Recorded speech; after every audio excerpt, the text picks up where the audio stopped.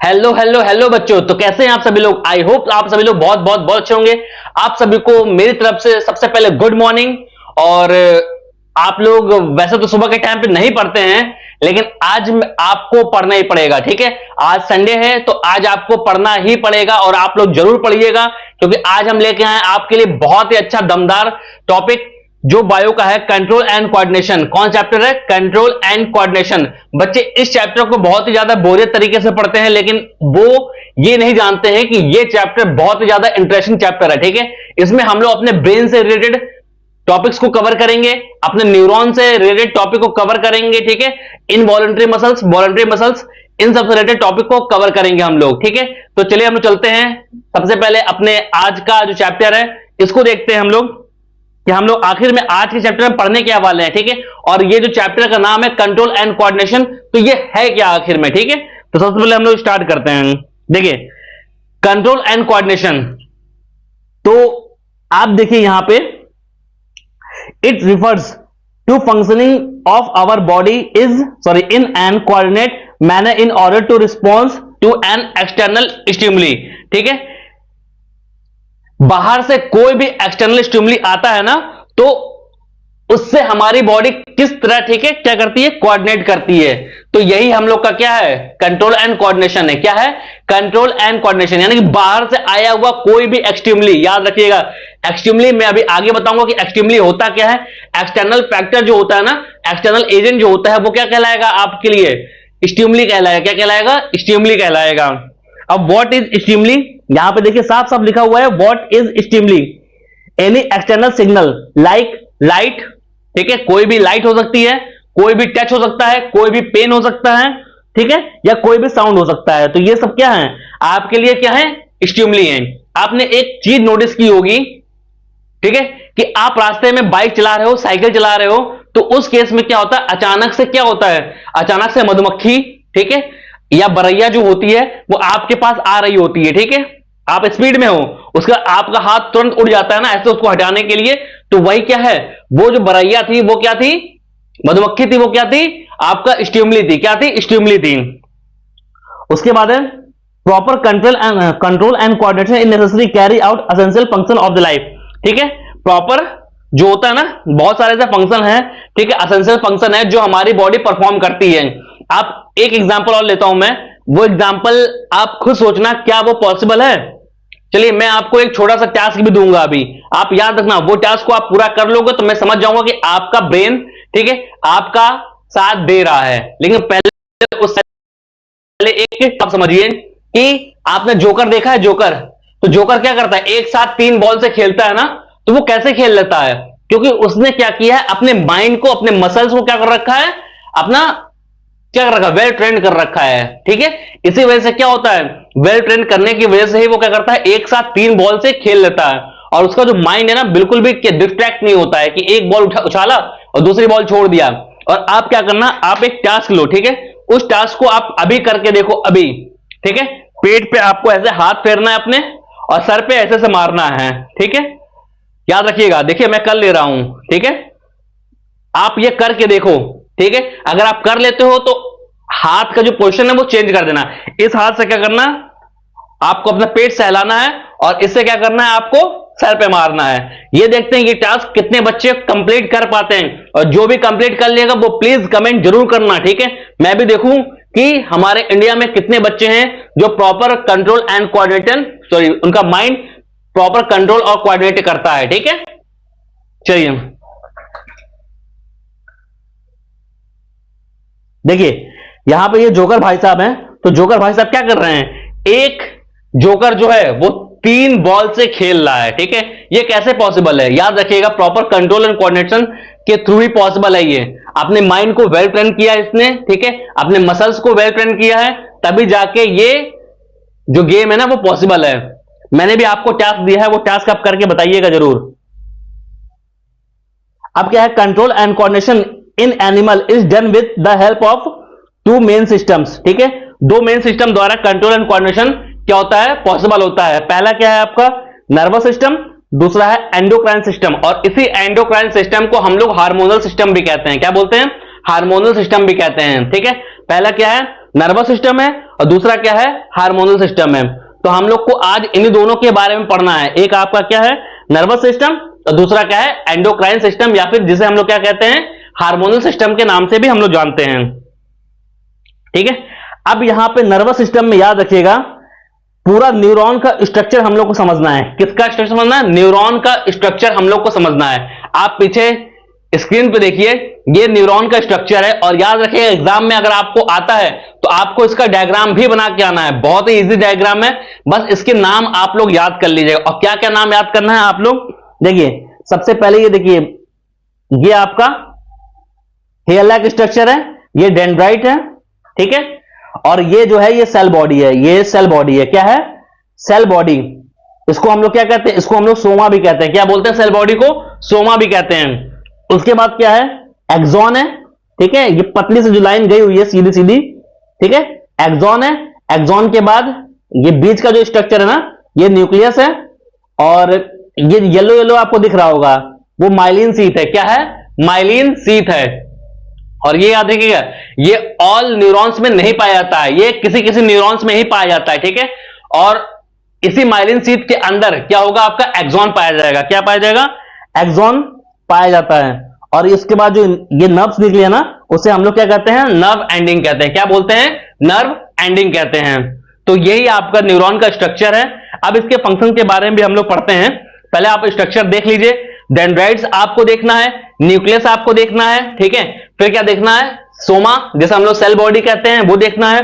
फिर उसके बाद एक्सॉन, और एक्सॉन के ऊपर क्या होगा, माइलिन शीथ, बट वो ऑल न्यूरॉन्स में नहीं पाया जाता है, ये याद रखिएगा। और लास्ट में आपको देखना है, नर्व एंडिंग देखना है, ओके।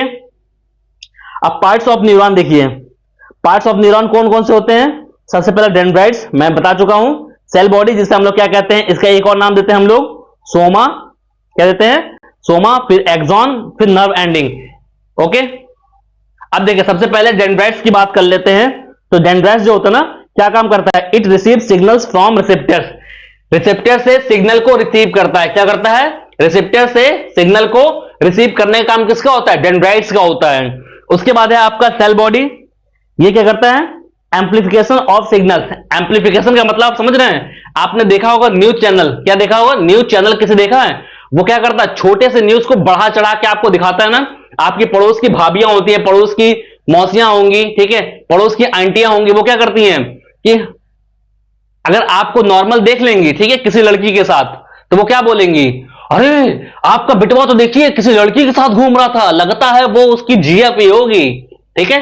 तो वो क्या करती हैं, वो भले आपकी फ्रेंड हो, नॉर्मल फ्रेंड हो, भले आप उसको बहन की पड़ोस की जो आंटियां वो देख लेंगी, वो क्या बोलेंगी आपके घर में, वो उस छोटे से न्यूज को बढ़ा चढ़ा के दिखाती है ना। तो सेम वही काम किसका होता है, आपका सेल बॉडी का होता है। किसका होता है, सेल बॉडी का होता है, यानी कि एम्प्लीफिकेशन ऑफ सिग्नल्स, सिग्नल्स को बढ़ा चढ़ाकर आगे भेजती हैं वो, ओके।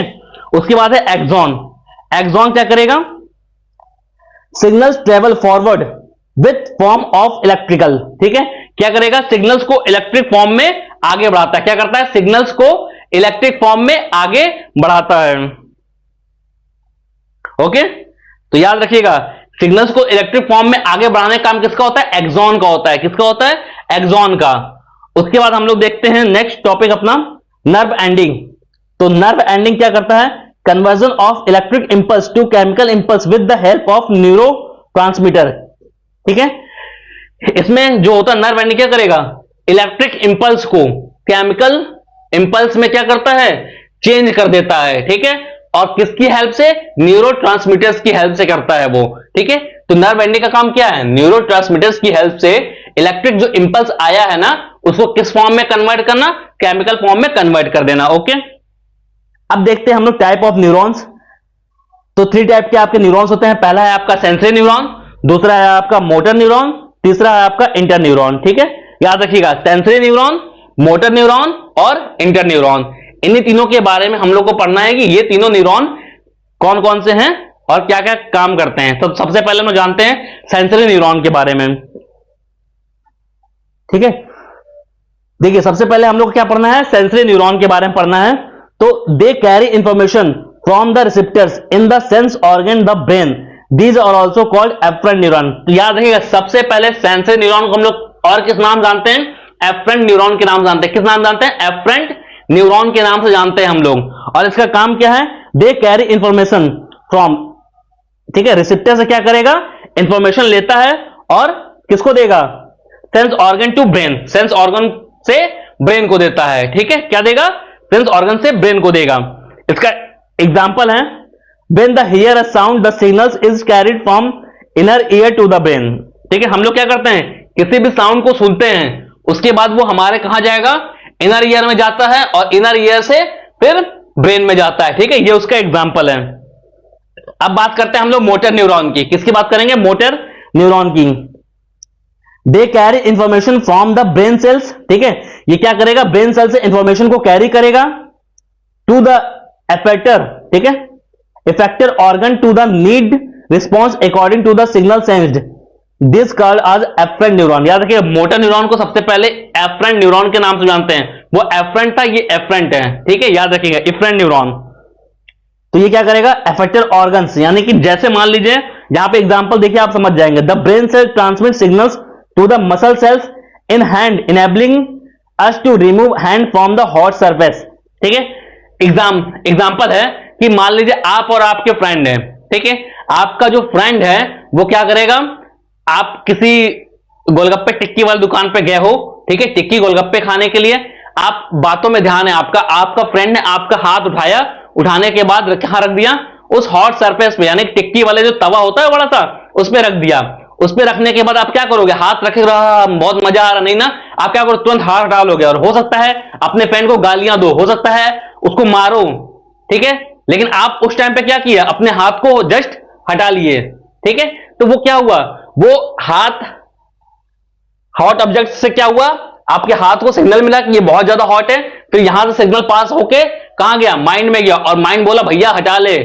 ठीक है, तो क्या हुआ? वो आपका, बताइए, मोटर न्यूरॉन ही उसमें क्या करता है? वर्क करता है। उसके बाद है आपका interneuron. Interneuron they carry information from the sensory neuron to motor neuron. याद रखिएगा, they carry information sensory neuron to motor neuron. ये क्या करता है? सेंसरी न्यूरॉन से मोटर न्यूरॉन में इंफॉर्मेशन को ट्रांसफर करता है। क्या करता है? ट्रांसफर करता है। उसके बाद है स्टिमुलस। याद रखिएगा, इसको सिंगल फॉर्म में स्टिमुली कहते हैं। Stimuli is the change factor और एजेंट और इंटरनल और external environment which causes a change in an activity or behavior of an organism। याद रखिएगा, स्टिमुली जब भी आता है ना, उससे ऑर्गेनिज्म का बिहेवियर क्या होता है? वो चेंज हो जाता है। एग्जांपल में देखिए, अगर मैं आपको एक बॉल खींच के मारूं ना, तो आप क्या करोगे? भैया मारो, बॉल खींच के लग जाए तो लग ही जाए ना, ऐसा तो नहीं है। आप तुरंत हट जाओगे। क्या बोलोगे? तुरंत हट जाओगे। ऐसा होगा ना। अगर आप में थोड़ा सा और एक्टिवनेस होगी तो आप क्या करो? उस बॉल को पकड़ लोगे ना। तो याद रखिएगा, वही आपका जो बॉल था ना, वो स्टिमुलस था। क्या था? स्टिमुली थी। तो मैंने उसको फेंक के मारा, तो आप क्या करें? अब उस बॉल के हिसाब से अपना क्या किया? आप रिएक्शन दिए। ठीक है, उसके बाद है एफरेंट न्यूरॉन। क्या है? एफरेंट न्यूरॉन और efferent neuron. Afferent neuron those neurons which come towards the brain. याद रखिएगा, एफरेंट न्यूरॉन और ऑफरेंट न्यूरॉन आपको जानना बहुत जरूरी है। जो न्यूरॉन ब्रेन के पास आती है, ठीक है, याद रखिएगा, जो न्यूरॉन ब्रेन के पास आ रही है, पूरी बॉडी से ब्रेन के पास आ रही है ना, उसे हम लोग क्या बोलेंगे? एफरेंट न्यूरॉन कहेंगे। ठीक है, और इफरेंट न्यूरॉन क्या है? Which neurons go away from the brain. यानी कि इफरेंट न्यूरॉन क्या होता है? जो ब्रेन से दूर जाती है। ठीक है, ब्रेन से पूरी बॉडी में दूर जा रही है, उसे हम लोग कहेंगे इफरेंट न्यूरॉन। ओके, तो आप दोनों समझ गए, एफरेंट न्यूरॉन और इफरेंट न्यूरॉन। एक एक नंबर में क्वेश्चन आ सकता है, तो इसलिए आप याद रखिएगा, those neurons which come towards the brain is called efferent neuron, और which neurons go away from the brain is called efferent neuron. ठीक है, ये देखिए, एक आपको यहां पे आपको डायग्राम दिखेगा। ठीक, ये आपका है एफरेंट न्यूरॉन, ये इफरेंट न्यूरॉन है, और ये आपका क्या है? एफरेंट नर्व है, जिसे हम लोग एफरेंट न्यूरॉन के नाम से भी जानते हैं। ठीक, तो याद रखिएगा, ये हो रहा है, ये स्किन से कहां जा रहा है? ब्रेन के पास जा रहा है, तो इसे हम लोग क्या कहेंगे? Afferent neuron. जो क्या कर रहा है? अब जो ब्रेन से दूर जा रहा है मसल्स की तरफ, उसे हम लोग कहेंगे इफरेंट न्यूरॉन। तो यही जो एफरेंट न्यूरॉन बच्चों को समझ में नहीं आता है, यहां पे बहुत इजी तरीके से है, जो ब्रेन से दूर जाए वो क्या होगा, वो आपका, जल्दी बताइए, इफरेंट न्यूरॉन। क्या होगा, इफरेंट न्यूरॉन। और जो ब्रेन के पास है, एफरेंट न्यूरॉन। ओके, अब रिसेप्टर टू सेंस स्टिमुली, ठीक है, हम लोग के पास ऐसे बहुत सारे रिसेप्टर्स होते हैं जो स्टिमुली को सेंस कर सकते हैं, ठीक है, सेंस कर लेते हैं, ठीक है। अब वो कौन कौन से रिसेप्टर हैं, आइए उनके बारे में भी हम लोग देख लेते हैं। तो सबसे पहला है आपका फोनो रिसेप्टर्स, ठीक है, फोनो, हेलो हेलो हेलो हेलो, फोनो रिसेप्टर्स क्या है, फोनो रिसेप्टर, याद रखिएगा ये इनर ईयर, ये किसके काम आता है, साउंड को सुनने काम में आएगा, साउंड को सेंस करने काम में आता है, ठीक है। फोनो रिसेप्टर्स किसके काम में आएगा, साउंड को सेंस करने काम में आएगा। उसके बाद है आपका फोटो रिसेप्टर्स, फोटो, याद रखिएगा, फोटो रिसेप्टर्स जो होता है ना, वो हमेशा और हमेशा आइज के लिए होता है, ठीक है, और लाइट को सेंस करता है।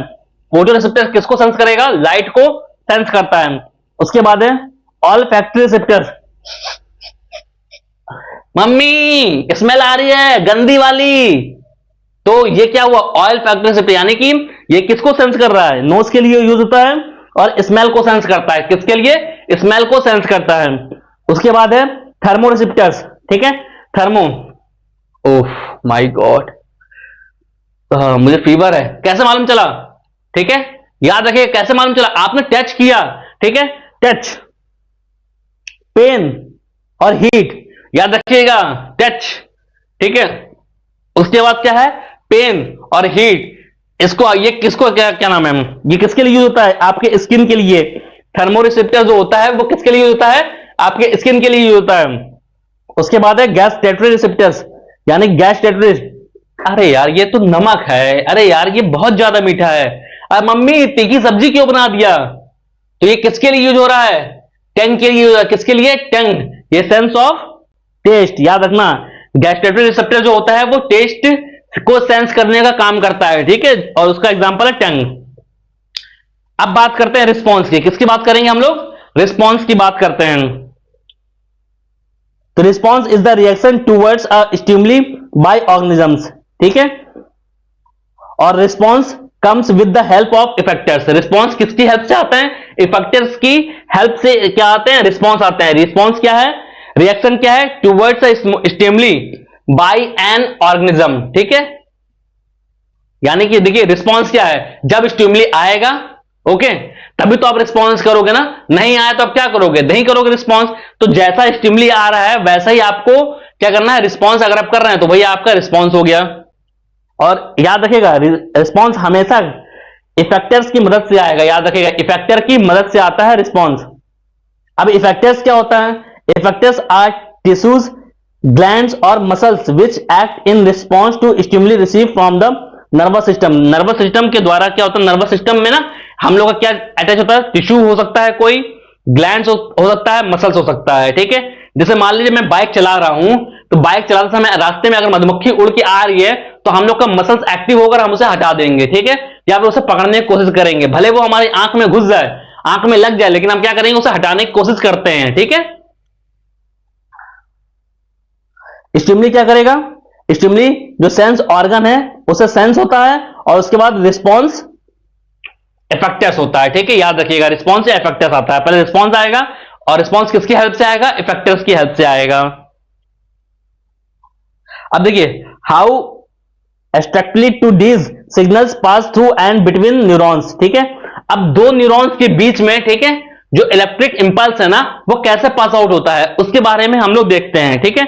तो ये देखिए ये आपका एक्सोनल टर्मिनल है, जो क्या दिखा रहे हैं, एक्सोनल टर्मिनल है, और ये यहां पे न्यूरोट्रांसमीटर है, और बीच में देखिए ये न्यूरोट्रांसमीटर है ना, यहां से कोई भी सिग्नल आएगा, और आपको याद होना चाहिए कि कोई भी सिग्नल जो है वो किस फॉर्म में आता है, वो इलेक्ट्रिक फॉर्म में आता है, कोई भी सिग्नल, ठीक है। यहां से कोई भी सिग्नल इलेक्ट्रिक फॉर्म में आया, यहां पे होते हैं आपका क्या होते हैं, न्यूरोट्रांसमीटर होते हैं, और वो न्यूरोट्रांसमीटर क्या करेंगे, वो आपका इलेक्ट्रिक इंपल्स को किस में कन्वर्ट करते हैं, केमिकल इंपल्स में कन्वर्ट करते हैं, और उसके बाद क्या करते हैं, इस गैप से निकलते हैं, ठीक है। ये जो गैप है ना इसको हम लोग कहते हैं साइनेप्टिक गैप, ठीक है, साइनेप्स बोलते हैं, और उस गैप को क्या बोलते हैं, साइनेप्टिक गैप बोलेंगे, ठीक है। गैप को क्या बोलेंगे? साइनेप्टिक गैप, ठीक है, साइनेप्स होता है ये। उसके बाद यहां पर कन्वर्ट हुआ, कन्वर्ट होने के बाद जो केमिकल इंपल्स है ना, वहां यहां तक आएंगे, और यहां तक आने के बाद उसके बाद यहां से फिर इलेक्ट्रिक इंपल्स में कन्वर्ट होके वो आगे की तरफ बढ़ जाएंगे न्यूरॉन में, ठीक है। तो समझ में आया कैसे दो न्यूरॉन्स के बीच में ना सिग्नल्स क्या होता है? पास आउट होता है, ठीक है। साइनेप्स, यहां पे एक टॉपिक पूछता है 1 नंबर में, साइनेप्स क्या होता है? तो गैप बिटवीन टू न्यूरॉन्स, याद रखिएगा, दो न्यूरॉन्स के बीच की जो गैप है ना, उसे हम लोग क्या बोलेंगे? साइनेप्स कहते हैं, ओके। उसके बाद न्यूरोट्रांसमीटर, न्यूरोट्रांसमीटर क्या होता है? एक केमिकल होता है, ठीक है। न्यूरोट्रांसमीटर क्या होता है? केमिकल, और उस केमिकल का नाम क्या है? एसिटाइल कोलाइन। क्या नाम है? एसिटाइल कोलाइन। यहां पे मैं लिख रहा हूं TYLCHOLINE, ठीक है। राइटिंग बहुत गंदी है मेरी, मुझे पता है, ठीक है, क्योंकि ये पेन ही ऐसा है, बहुत ज्यादा मोटा है ना, तो आगे से बहुत ज्यादा इस वजह से लिखने में थोड़ी प्रॉब्लम होती है, ओके। तो आप लोग थोड़ा समझ जाइएगा। एसिटाइल आपका क्या है? कोलाइन। ये आपके एग्जाम में नहीं आएगा, बस इतना आएगा, व्हाट इज न्यूरोट्रांसमीटर, तो आप लिखिएगा न्यूरोट्रांसमीटर इज अ केमिकल्स, ठीक है। केमिकल का नाम नहीं पूछा जाएगा, मैं बस एक्स्ट्रा नॉलेज के लिए आपको बता रहा हूं कि एसिटाइल कोलाइन होता है, ओके।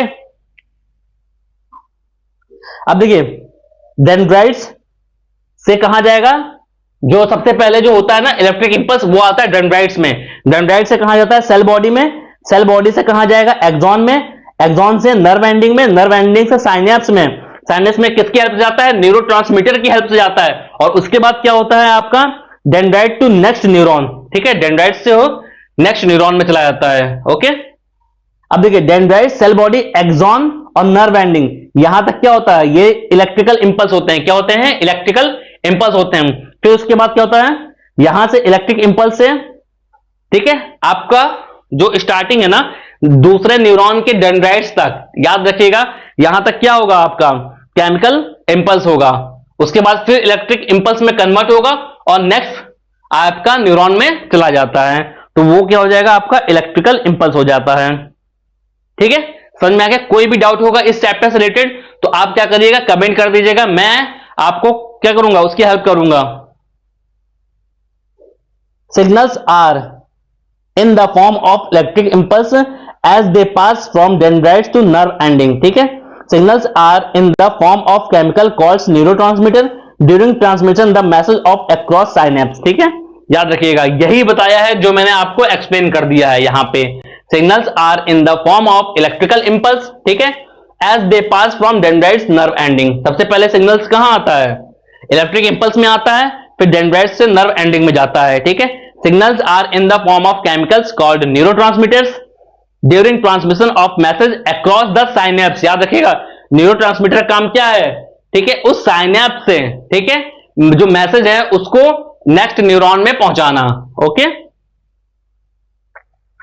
अब बात करते हैं न्यूरोमस्कुलर जंक्शन। यहां पे याद रखिएगा दे न्यूरॉन्स और दे न्यूरोमस्कुलर जंक्शन, इसे हम लोग शॉर्ट में क्या बोलते हैं? एनएमजे। क्या बोलते हैं? NMJ is a synaptic connection between the axonal end of motor nerve and a muscles skeletal smooth या फिर cardiac site of chemical communication between a nerve fibre and a muscle cell. याद रखिएगा, यहां पे neuromuscular junction से मतलब है कि ये आपका क्या है? ये आपका मसल्स है और ये आपका क्या है? न्यूरॉन्स है। तो यानी कि जो भी न्यूरॉन्स आपके मसल से आपके अटैच होती है ना, ठीक है, कनेक्ट होती हैं, उसे हम लोग क्या कहते हैं? न्यूरोमस्कुलर जंक्शन कहते हैं, ओके। यहां पे उसका डायग्राम दिया हुआ है, देख लीजिए, ठीक है। नीचे जो आपको पिंक कलर का दिख रहा है ना, वो आपका क्या है? वो आपका मसल्स है, और वो जो ऊपर से येलो कलर का है ना, वो आपका क्या है? वो आपका न्यूरॉन्स है। उसके बाद अब पढ़ते हैं वॉलंटरी। याद रखिएगा, voluntary actions of nervous tissue is performed under constant direction the brain. याद रखिएगा, जो वॉलंटरी मसल है ना, वो ब्रेन से ही स्टार्ट होता है, ठीक है। कैसे होता है? अब मेरा मन है, यहां पे एग्जांपल देखिए। सबसे पहले picking a pencil for writing, मैं पेंसिल क्या कर रहा हूं? पकड़ रहा हूं लिखने के लिए। अब ब्रेन कह रहा है कि भैया पकड़ना है तो पकड़ना है, ठीक है। उसके बाद क्या है? वॉकिंग हो सकता है आपका, और डांसिंग। मेरा मन है, मेरा आज माइंड कह रहा है कि मुझे आज डांस करना चाहिए, तो मैं आज डांस कर रहा हूं, ठीक है। मेरा मन कर रहा है मुझे टहलना चाहिए, तो मैं क्या कर रहा हूं? टहल रहा हूं। मेरा मन कर रहा है कि मेरा माइंड कह रहा है कि मुझे पेंसिल पकड़ के लिखना है, तो मैं क्या करूंगा, लिख रहा हूं। ठीक है, तो याद रखिए वॉलंटरी जो एक्शन होता है ना, वॉलंटरी एक्शन करने के लिए हमारा माइंड ही क्या होता है, जिम्मेदार होता है। क्या होता है, जिम्मेदार होता है, पूरे सोच समझ के करता है। उसके बाद है इनवॉलंटरी। तो इनवॉलंटरी क्या होता है, इनवॉलंटरी एक्शन ऑफ नर्व्स, ठीक है, nervous tissues is performed under the unconscious directions of the brain for controlling and coordinating the function of the internal organs. Example आपका ब्रीदिंग, डाइजेशन, ठीक है, हार्ट बीटिंग, आई reflexes. याद रखिएगा, हम लोग सांस ले रहे हैं, क्या उस पर कंट्रोल है हमारा, हमारे माइंड का कंट्रोल है। हमारा माइंड का कंट्रोल जिस दिन हो गया ना सांस लेने पे, उस दिन माइंड क्या करे, यार आज सांस ले लेते हैं, आज आराम करते हैं, तो उससे क्या होगा, इंसान ही चल बसेगा। ठीक है, भगवान को प्यारा हो गया। उसके बाद क्या है, डाइजेशन। एक बार आपने खाना खा लिया, माउथ से जैसे ही नीचे हो गया, उसके बाद उसके ऊपर आपके ऊपर उसका कोई बस नहीं है, वो अपना आराम से ही ऐसे 10 मिनट में डाइजेस्ट कर ले तो 10 मिनट डाइजेस्ट हो जाएगा, नहीं, ये पॉसिबल ही नहीं है। उससे क्या करेगा, हमारा जो डाइजेस्टिव सिस्टम है वो से धीरे धीरे धीरे धीरे करके क्या करेगा, डाइजेस्ट करेगा। उसके बाद है हमारा हार्ट बीटिंग। ये बताइए, हार्ट बीटिंग जो है हमारा, क्या माइंड उसे कह दे कि भाई तू अब हार्ट बीट मत कर, आराम कर ले, थोड़ा बहुत देर से हार्ट बीट कर रहा है, तो क्या हमारा हार्ट मानेगा, नहीं मानेगा। क्यों, क्योंकि हार्ट जानता है कि अगर वो रुक गया अगर, तो आप रुक जाओगे, आप निपट जाओगे। ठीक है, इसी वजह से हार्ट बीटिंग जो है हमारा इनवॉलंटरी है। उसके बाद है आई रिफ्लेक्सेस। अच्छा, आप ये बताइए, अपने माइंड से क्या है कि कुछ देर आप अपनी पलकें ऐसे झपका सकते हो। ठीक है, अपने फ्रेंड ऐसे, ठीक है, जो बोलते हैं ना, देखते रहिए कितनी देर तक आप दे सकते हैं। माइंड से क्या कि आप थोड़ी देर तो रुक सकते हैं, बट याद रखिएगा बहुत देर तक नहीं रुक सकते हैं। हमारा क्या होगा, पलक जो है ना, पलक जो है वो झपक जाएगा। ओके,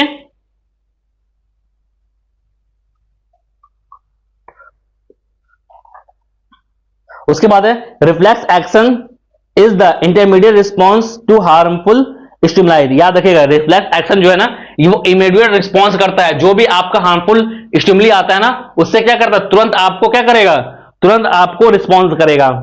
ठीक है, अब रिफ्लेक्स एक्शन के बारे में थोड़ा पढ़ लेते हैं। It is defined as a fast unconscious immediate automatic and involuntary response to the body where spinal cords play an important role. याद रखिएगा, रिफ्लेक्स एक्शन में बहुत ज्यादा जिसकी जो रोल होता है ना, वो आपका स्पाइनल कॉर्ड का होता है। ठीक है, मैंने बोला ना, इनवॉलंटरी मसल, आप बाइक चला रहे हो, ठीक है, आपके सामने मधुमक्खी आ गई है, तो आपका हाथ ऑटोमेटिक उठेगा। ठीक है, याद रखिएगा, आपका हाथ क्या होगा, ऑटोमेटिक उठेगा। ठीक है, वो याद रखिए, वो इनवॉलंटरी मसल जो है हमारे बॉडी में, वो क्या कर रहे हैं, वो तुरंत उठा रहे हैं। ठीक है, इनवॉलंटरी रिस्पॉन्स है वो। उसके बाद अनकॉन्शियस होता है, इमीडिएट होगा, तुरंत होगा, और ऑटोमेटिक होगा, वो आपको पता भी नहीं चलेगा, यानी कि उसमें माइंड आपका इतना सोच ही नहीं पाता है कि आप रिस्पॉन्स कर दिए, बाद में उसको मालूम चलता है कि हाँ आपने रिस्पॉन्स कर दिया है। ठीक है, और वो फैसला कौन लेता है, वो फैसला लेता है आपका स्पाइनल कॉर्ड। ठीक है, स्पाइनल कॉर्ड को आप समझिए असिस्टेंट, और ब्रेन को समझिए बॉस। ठीक है, बॉस असिस्टेंट, यानी कि मसल्स क्या होता है ना, स्पाइनल कॉर्ड के पास जाएगा, सॉरी, जो आपके जो न्यूरॉन्स है ना, सबसे पहले स्पाइनल कॉर्ड के पास जाएंगे, फिर स्पाइनल कॉर्ड से ब्रेन के पास। ठीक है, तो इसी वजह से क्या होता है, स्पाइनल कॉर्ड ही क्या करेगा, ऑर्डर कर देगा, भैया तुरंत हटा ले हाथ। आपका हाथ तुरंत हॉट सरफेस पे अगर पड़ा है तो आप तुरंत हाथ हटाओगे, इसमें ब्रेन इन्वॉल्व नहीं होता कभी भी, आप तुरंत हटा लोगे। इसमें कौन इन्वॉल्व होगा, आपका स्पाइनल कॉर्ड इन्वॉल्व होता है। ओके, एग्जाम्पल क्या है, closing eyes when bright lights falls on the eyes. ठीक है, जब भी आपके आसपास बहुत तेज रोशनी होगी ना, तो आप अपने आंखें ऐसे कर लोगे। ठीक है, जब बिल्कुल बंद कर लोगे। ठीक है, तो ये एग्जांपल है आपका रिफ्लेक्स एक्शन का। नी जर्क, कभी कभी आप देखे हो घुटने में क्या होता है, जर्क आ जाता है, नी में जर्क आ जाता है, जिसकी वजह से आपको बहुत ज्यादा प्रॉब्लम होती है, वो भी क्या होता है, अचानक से ही आता है। उसके बाद क्या है आपका withdraw hands when picked bye pin. गलती से आपका हाथ अगर पिन पे पड़ जाए तो आप क्या करो, तुरंत हाथ को हटा लेते हो। ठीक है, when withdraw hand or leg when it touch an hot object। वही मैंने एग्जांपल दिया इससे पहले, आपका फ्रेंड अगर आपका हाथ अगर हॉट ऑब्जेक्ट पे रख दे तो आप क्या करोगे, रखे तो रहोगे, तुरंत हटा लोगे। उसमें भी कौन इंपॉर्टेंट रोल करेगा, स्पाइनल कॉर्ड आपका प्ले करता है। अब यहां पे देखिए एक डायग्राम जो आपके एनसीईआरटी में दिया गया है, इस डायग्राम को देखिए और इसमें आप क्या देख रहे हैं आप, ये बताइएगा मुझे कमेंट में।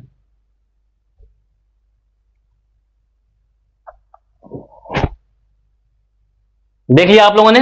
इसमें याद रखिएगा, ये जो हैंड है वो किसी हॉट ऑब्जेक्ट पे पड़ रहा है। इस हॉट ऑब्जेक्ट से क्या हुआ है, आपका सेंसरी न्यूरॉन अटैच है, ठीक है। और मसल से कौन सा न्यूरॉन अटैच है, आपका मोटर न्यूरॉन। और ये सिग्नल कहां पास आउट हो रहा है, आपका स्पाइनल कॉर्ड्स के पास आउट हो रहा है। और वही क्या कर रहा है, वही उसको क्या कर रहा है, एडवाइस कर रहा है, ठीक है, आदेश दे रहा है कि भैया हटा ले तुरंत, वरना हाथ तेरा जल के उसका क्या बन जाएगा, तंदूरी बन जाएगा। ओके, हाँ यहां पे देखिए इस वाले डायग्राम में क्या हो रहा है। इस वाले डायग्राम में वो बंदा क्या है, आग की लौ को छू रहा है। उसके बाद क्या होगा, आग की लौ, जो आग की लौ है वो है आपका स्टिमुलस। और स्टिमुलस होने की वजह से याद रखिएगा, बंदा जैसे ही हॉट ऑब्जेक्ट को छुआ, उसके स्पाइनल कॉर्ड ने बोला भैया हाथ हटा ले, वरना तेरा हाथ जल जाएगा। अब यहां पे उसके पैर में, भाई साहब के पैर में क्या हुआ, इसके पैर में पिन चुभा है। क्या चुभा है, पिन चुभा है। तो वो झटके से देखिए क्या कर रहे हैं, झटके से अपने पैर को ऊपर कर लिए। तो वो भी एग्जांपल है किसका, रिफ्लेक्स एक्शन का, ठीक है। अब ये देखिए यहां पे, how this reflex action are control and coordinate, ठीक है। रिफ्लेक्स एक्शन कैसे करता है आपका, control and coordinates the pathway travelled by an impulse during the reflex action is called reflex arc, ठीक है। द पाथ और ट्रेवल बाय एन इंपल्स, ठीक है, बाय एन इंपल्स याद रखिएगा, during a reflex action is called, क्या क्या बोलेंगे हम लोग, रिफ्लेक्स एक्शन को क्या बोलेंगे, रिफ्लेक्स आर्क के नाम से हम लोग जानते हैं। याद रखिएगा, रिफ्लेक्स एक्शन रिफ्लेक्स आर्क एक ही चीज है, ठीक है। और यहां पे वही दिया हुआ है आपका, ये आपका क्या है, मसल्स है, ठीक है। और यहां से क्या हुआ, एक नर्व गई है स्पाइनल कॉर्ड में, और यहां से एक नर्व आई है जो किसी सरफेस पे आपको पड़ेगी, एक्सटर्नल ऑर्गन्स, और ये आपका स्पाइनल कॉर्ड है, ठीक है। और ब्रेन यहां पे है। तो याद रखिए रिफ्लेक्स एक्शन में ब्रेन इन्वॉल्व नहीं होता है, उसको तो बाद में पता चलता है, ठीक है। बट उससे पहले जो है ना, वो आपका जो एडवाइस है, आदेश है, ठीक है, जो भी है वो आपका स्पाइनल कॉर्ड दे चुका होता है आपके मसल्स को। The process of reflex action, अब हम लोग पढ़ते हैं क्या प्रोसेस है रिफ्लेक्स एक्शन का। The stimulus sensed by the sensory receptors and sensory neurons generate impulse, ठीक है। इसमें क्या होता है, sensory receptors and sensory neurons generate क्या करेंगे, इंपल्स को जनरेट करते हैं। This impulse reach the spinal cord, कहां पहुंचते हैं ये इंपल्स, स्पाइनल कॉर्ड के पास पहुंचते हैं। उसके बाद क्या है, the relay neuron in the spinal cord process spinals between neurons, ठीक है। उसके बाद the motor neurons pass the signals from response of organ that needs to respond to stimuli, the information input also goes on to reach the brain but it is not involve reflex action, ठीक है। भाई process जो मैंने आपको बताया कि सबसे पहले क्या होता है, आपको सेंसरी जो आपका रिसेप्टर्स है, ठीक है, सेंसरी न्यूरॉन है, वो क्या करेंगे, इंपल्स को जनरेट करते हैं। उसके बाद क्या होगा, वो जो इंपल्स है वो कहां पहुंचेगा, आपका स्पाइनल कॉर्ड के पास पहुंचेगा। फिर आपका मोटर न्यूरॉन जो है ना, स्पाइनल कॉर्ड क्या करेगा, सिग्नल, दो न्यूरॉन के बीच में क्या करेगा, सिग्नल प्रोवाइड करेगा। उसके बाद the motor neurons pass the signals from respond the organ needs to respond stimuli, यानी उस ऑर्गन को क्या करेगा, आदेश दिया कि भैया अपने हाथ उस जगह से हटा लें, ठीक है। बस यही है आपका the process of reflex action. अब यहां पे एक क्वेश्चन बहुत ज्यादा पूछा जाता है, तो सबसे पहला और डिफरेंस बिटवीन वाला क्वेश्चन है वो आप याद कर लीजिएगा, एग्जाम में जरूर पूछा जाता है। Involuntary muscles, sorry involuntary action और आपका रिफ्लेक्स एक्शन, ठीक है। यहां पे देखिए, involuntary actions are those that do not require, ठीक है। Reflex action is an immediate response to stimuli, याद रखिएगा यहां पे क्या है, इनवॉलंटरी एक्शन जो है ना, उसके लिए क्या है, थिंकिंग और कॉन्शियसनेस इन लोग की जरूरत नहीं पड़ती है, ठीक है। बट रिफ्लेक्स एक्शन क्या होता है, reflex action is an immediate response to a stimulus, जो आपका रिफ्लेक्स एक्शन है ना, वो क्या करेगा, स्टिमुलस जब भी आएगा तुरंत रिस्पॉन्स करता है, ओके। उसके बाद क्या है, it does not require a stimulus thinks that causes an action और रिस्पॉन्स, इसमें क्या होता है आपका इनवॉलंटरी एक्शन में क्या होता है, it does not requires stimulus, इसमें स्टिमुलस की जरूरत नहीं होती है। बट रिफ्लेक्स एक्शन में क्या होता है, स्टिमुलस की जरूरत पड़ती है। अगर स्टिमुलस आएगा तभी क्या होगा, आपका रिफ्लेक्स एक्शन होगा। उसके बाद क्या है, इनवॉलंटरी एक्शन में इन्वॉल्व द ब्रेन, ठीक है, इसमें ब्रेन इन्वॉल्व होता है। और रिफ्लेक्स एक्शन में does not involve the brain, इसमें ब्रेन इन्वॉल्व नहीं होता है। उसके बाद क्या, इनवॉलंटरी एक्शन में controlled by the midbrain and medulla oblongata. कौन कौन कंट्रोल करता है, आपका मिड ब्रेन करेगा, मेडुला ऑब्लंगेटा करेगा, ठीक है। और रिफ्लेक्स एक्शन में controlled by the spinal cord. इससे पहले ही मैंने आपको बताया कि माइंड तक सिग्नल पहुंच ही नहीं पाता, उससे पहले कौन गेम खेल जाता है, आपका स्पाइनल कॉर्ड, ओके। और it is a relatively slow process, involuntary action में जो भी प्रोसेस हो ना वो बहुत ज्यादा स्लो होता है, बट रिफ्लेक्स एक्शन में क्या होता है, जो भी प्रोसेस होता है वो बहुत ही ज्यादा फास्ट होता है। इसका एग्जांपल है प्रोसेस ऑफ डाइजेशन, ठीक है। क्या प्रोसेस है, प्रोसेस ऑफ डाइजेशन, ये आपका एग्जांपल है आपका इनवॉलंटरी एक्शन का। बट आपका रिफ्लेक्स एक्शन का एग्जांपल होगा स्नीजिंग एंड कफिंग, ठीक है। क्या होगा, स्नीजिंग एंड कफिंग। उसके बाद difference between reflex action and walking, walking जो हम लोग चलते हैं ना, ये वही वॉकिंग है कि रिफ्लेक्स एक्शन और वॉकिंग में क्या डिफरेंस है, आइए देखते हैं। इमीडिएट रिस्पॉन्स टू स्टिमुली, ठीक है, याद रखिएगा, इमीडिएट रिस्पॉन्स टू स्टिमुली, क्या करेगा, स्टिमुली से तुरंत क्या करेगा, रिस्पॉन्स करता है। स्टिमुली दैट इन्वॉल्व्स क्या है, थॉट प्रोसेस। इसमें क्या होता है, हम लोग सोचते हैं अरे यार आज मुझे घूमने जाना है, चलना है, फिरना है, ठीक है, लाओ चलते हैं, सोच समझ के जा रहे हैं ना, वॉक कर रहे हैं, हम सोच समझ के वॉक करते हैं। बट रिफ्लेक्स एक्शन में ऐसा नहीं होता है। फिर उसके बाद है controlled mainly by sensory neurons, motor neurons and spinal cord. कौन कौन कंट्रोल करता है, आपका सेंसरी न्यूरॉन कंट्रोल करेगा, न्यूरॉन्स करेगा, सॉरी मोटर न्यूरॉन करेगा, और स्पाइनल कॉर्ड करता है। Control by the sensory neuron only, याद रखिएगा, मोटर न्यूरॉन और स्पाइनल कॉर्ड एंड ब्रेन। इसमें क्या होगा, इसमें आपका ब्रेन भी क्या होता है, इन्वॉल्व हो जाता है आपका वॉकिंग में, क्योंकि ब्रेन ही परमिशन दे रहा है वॉक करने की, वरना क्या करेगा, ब्रेन कहेगा भैया आज तू सोया रहा है बिस्तर पे, तो सोया ही रहेगा वो बंदा, okay. Time taken for response in relatively less, ठीक है, इसमें टाइम टेकन नहीं होता, और ये क्या है, बहुत ज्यादा टाइमिंग कंज्यूमिंग होता है, ठीक है। हम लोग वॉक करने जा रहे हैं, काफी देर तक वॉक कर रहे हैं, चल रहे हैं, उठ रहे हैं, बैठ रहे हैं, बतिया रहे हैं, ठीक है, तो इन सब में क्या होता है, बहुत ज्यादा टाइम लग जाता है, और उसमें ब्रेन इन्वॉल्व होता है।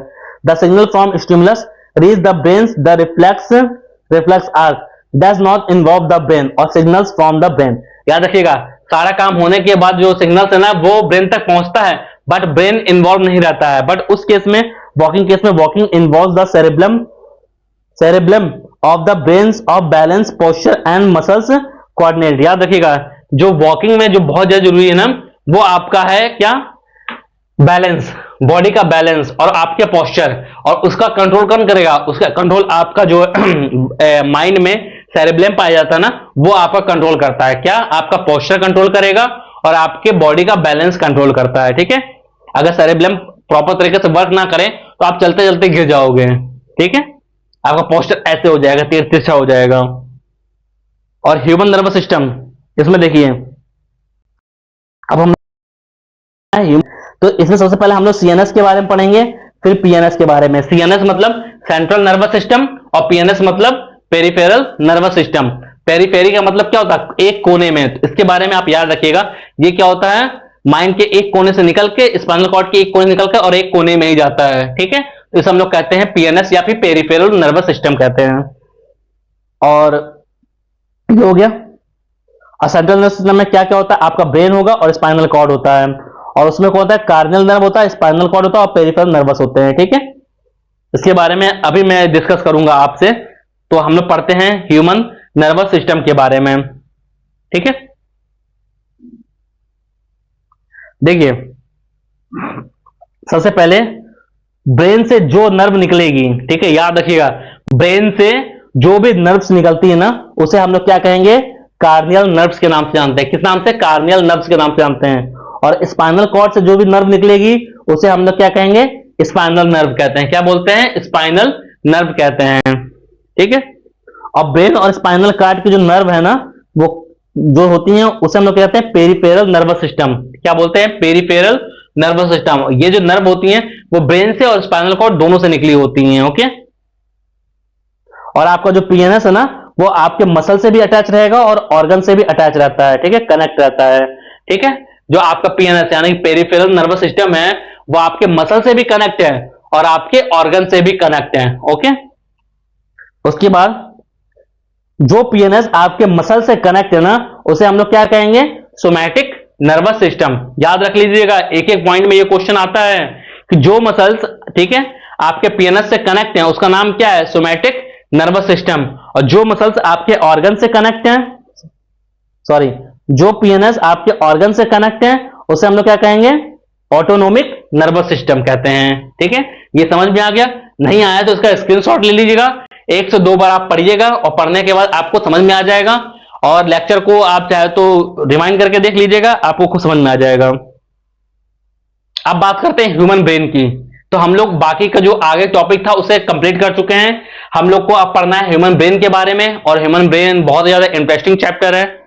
तो अब देखिए, ह्यूमन ब्रेन के 3 पार्ट्स होते हैं। पहला फोर ब्रेन, मिड ब्रेन और हिंड ब्रेन, ठीक है, याद रखिएगा, फोर ब्रेन, मिड ब्रेन और हिंड ब्रेन होते हैं, ठीक है।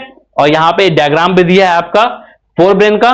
ये जो ऊपर का हिस्सा है ना, ये जो ऊपर का हिस्सा है वो क्या है, आपका फोर ब्रेन है।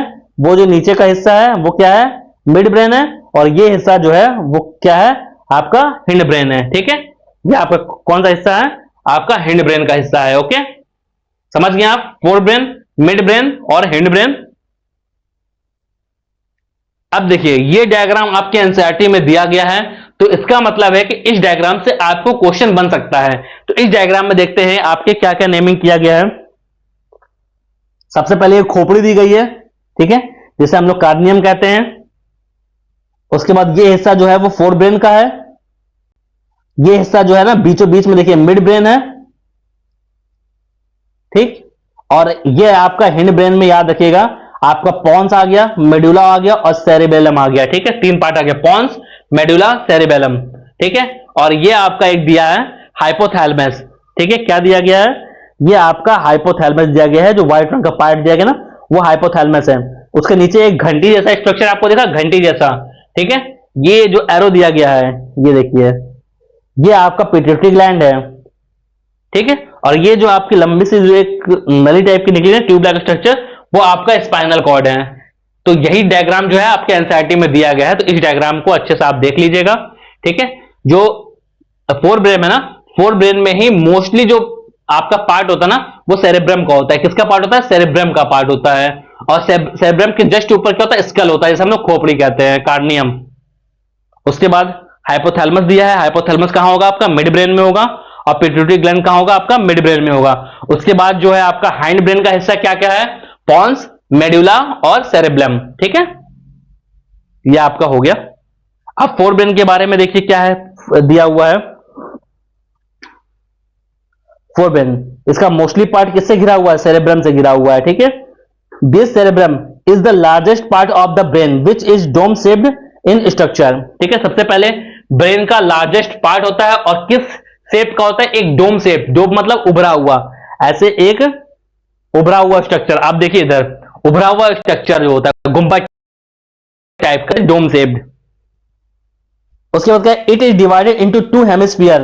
2 हेमिस्फीयर में क्या होगा, डिवाइड होगा। याद रखिएगा, ये सेरेब्रम है, ठीक है, फोर ब्रेन है, और वो 2 हेमिस्फीयर, बीच से क्या होगा, 2 हेमिस्फीयर में डिवाइड होता है अलग अलग, कॉल्ड सेरेब्रल। उसको हम क्या बोलते हैं, सेरेब्रल हेमिस्फीयर कहते हैं। The 2 cerebral hemisphere are connected each other by the structure called corpus callosum, ठीक है। याद रखिएगा, दोनों जो आपका हेमिस्फीयर है ना वो एक टिश्यू, उस टिश्यू का नाम है कॉर्पस कोलेजम, ठीक है। उससे क्या होता है, कनेक्ट होता है। यहां पे एक डायग्राम में बना रहा हूं, आप देखिए, ये देखिए एक हेमिस्फीयर, ये एक हेमिस्फीयर है, ठीक है। और यहां पे एक टिश्यू होता है जिसका नाम है कॉर्पस कोलेजम। और तो ये क्या हो गया, ये आपका ब्रेन हो गया। ब्रेन के 2 हेमिस्फीयर हो गए। उसी 2 हेमिस्फीयर के बीच में कॉर्पस कोलेजम नाम का एक टिश्यू होता है, जिससे दोनों हेमिस्फीयर आपस में क्या होते हैं, एक दूसरे से कनेक्ट होते हैं।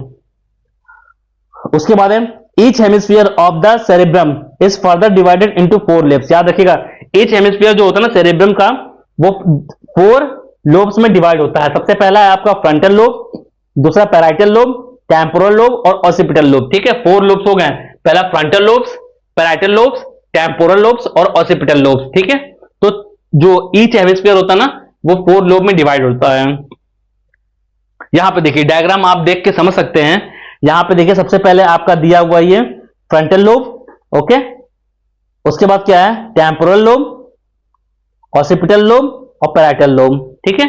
तो ये सब कुछ आप देखिए, यहां पे भी चारों आपका दिया हुआ, देखिए frontal lobe, parietal lobe, frontal lobe, parietal lobe, फिर आपका क्या दिया हुआ है, फिर आपका दिया है टेम्पोरल लोब, टेम्पोरल लोब और फिर ऑसिपिटल लोब।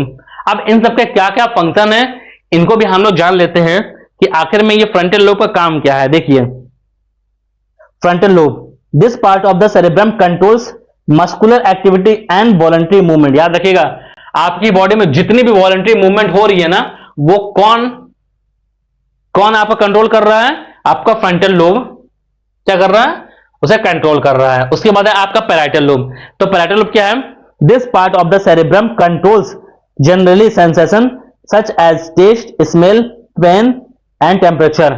यानी पैराइटल लोब का काम क्या हुआ, बहुत ही इंपॉर्टेंट काम है, याद रखिएगा। टेस्ट है, सॉरी टेस्ट है, स्मेल है, पेन है, टच और टेम्परेचर, ये आपकी बॉडी में सब हो रहे हैं ना, ये कौन कंट्रोल कर रहा है, ये आपका पैराइटल लोब कर रहा है। उसके बाद है टेम्पोरल लोब। टेम्पोरल लोब का काम क्या है, this part of the cerebrum is concern with sense of bearing, ठीक है, क्या है ब्रीदिंग। तो ये आपके ये ब्रीदिंग होगा, याद रखिएगा, THING, ठीक है, ब्रीदिंग। ये आप क्या कर रहा है, सेंस ऑफ ब्रीदिंग कर रहा है, क्या कर रहा है, सेंस ऑफ, सॉरी, ठीक है, ये गलत है, ये हियरिंग होगा, ठीक है। टेम्पोरल लोब याद कर क्या करिएगा, ये आपका बियरिंग नहीं है, ये हियरिंग है, ठीक है। आपके बॉडी में जो आप सुन पा रहे हो ना, वो आपका टेम्पोरल लोब की वजह से सुन पा रहे हो, ओके। उसके बाद है आपका ऑसिपिटल लोब। ऑसिपिटल लोब क्या करेगा, सेंस ऑफ साइट, यानी कि आप जो देख पा रहे हो ना, वो ऑसिपिटल लोब की वजह से ही आप देख पा रहे हो। यानी अगर आपकी बॉडी में ऑसिपिटल लोब एक्टिव ना हो तो आप क्या करेगा, आपको दिखेगा नहीं।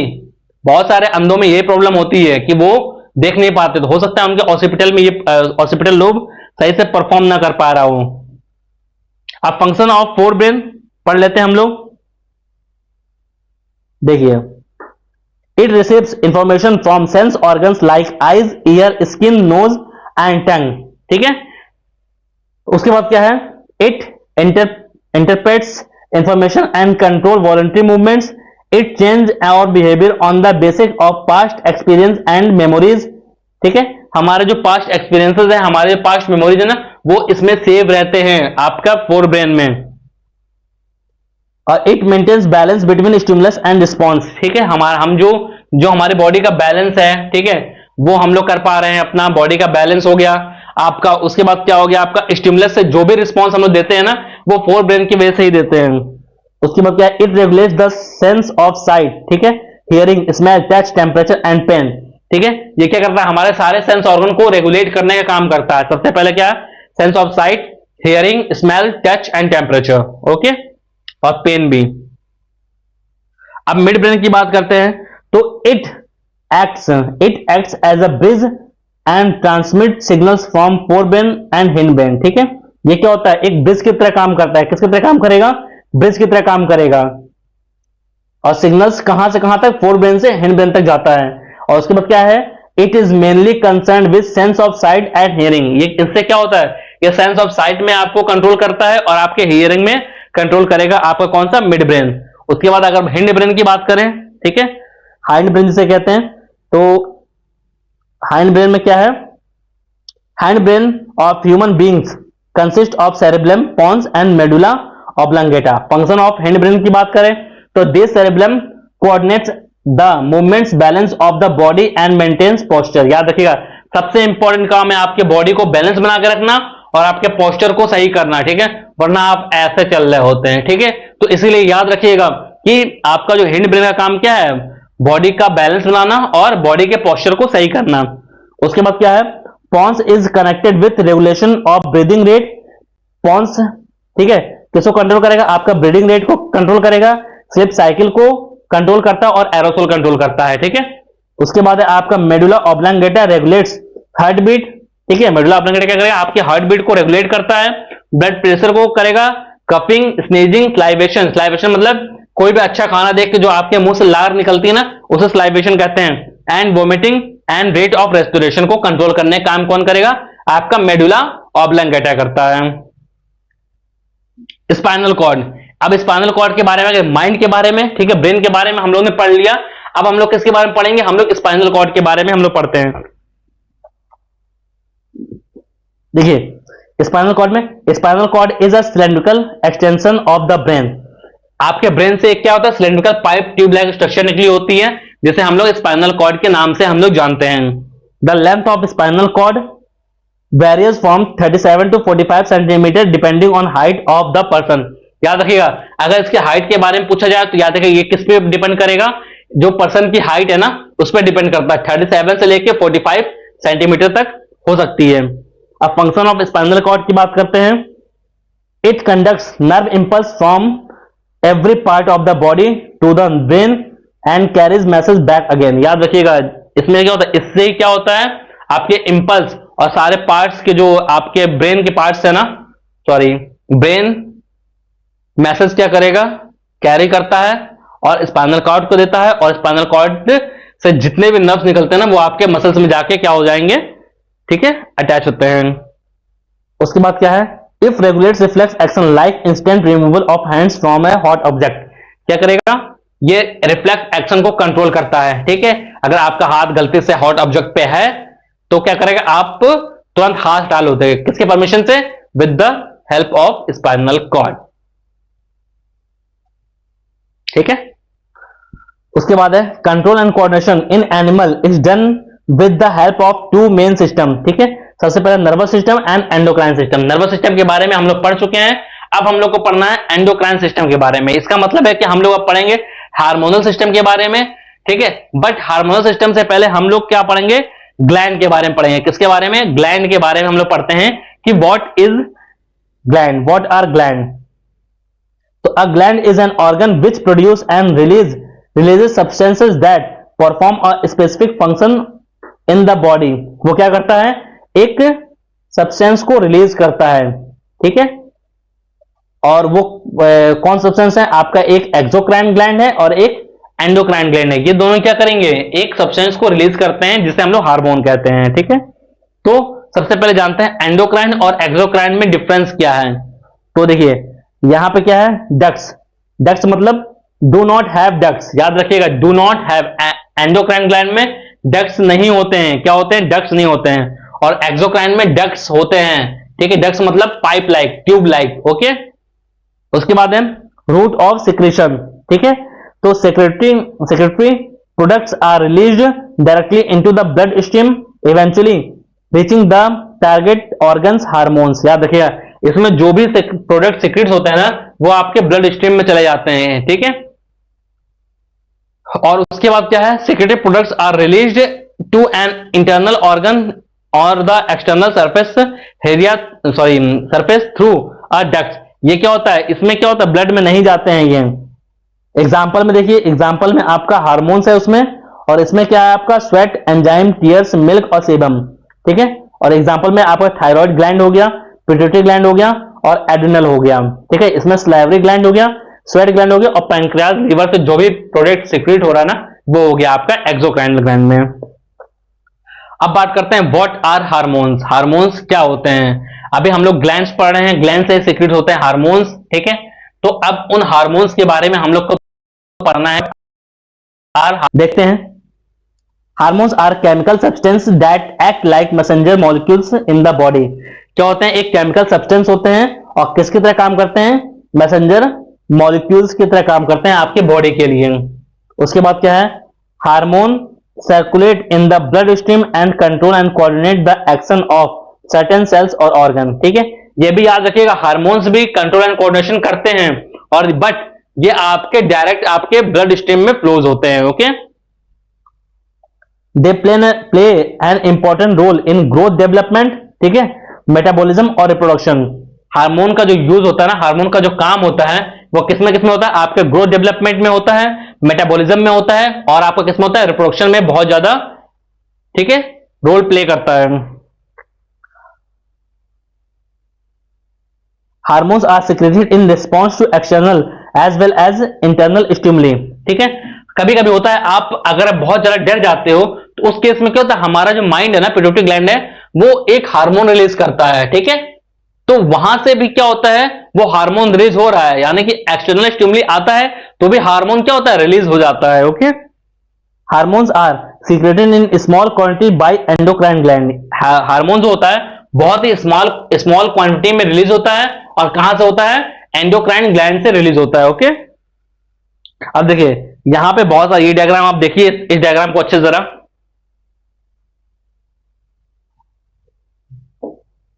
देख लिया आपने।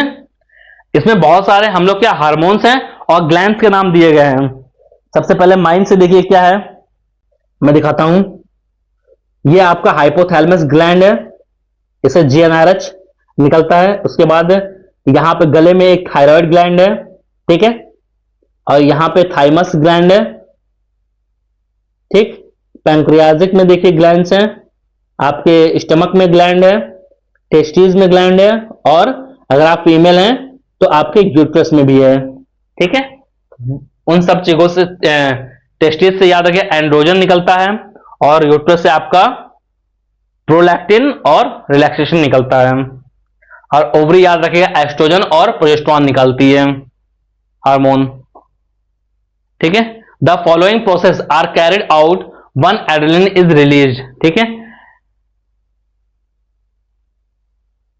ठीक है, आपकी बॉडी में एड्रेनलिन एक हार्मोन निकलता है, जो कि आपका क्या कौन निकालता है, एड्रिनल ग्लैंड निकालता है। ठीक है, अब उसके निकलने से क्या होता है, सबसे पहले हार्ट की फास्ट हो जाती है, blood to the digestive system and skin is reduced due to the contraction of muscles around small arteries in the these organs. ठीक है, आपने देखा होगा कि जब भी ये प्रॉब्लम होती है तो आपकी भूख खत्म हो जाती है, पेट में गुड़ हो रहा होता है। ठीक है, तो आपका ब्लड जो है वो आपकी बॉडी से पेट में आ जाता है, ऐसा ही होता है।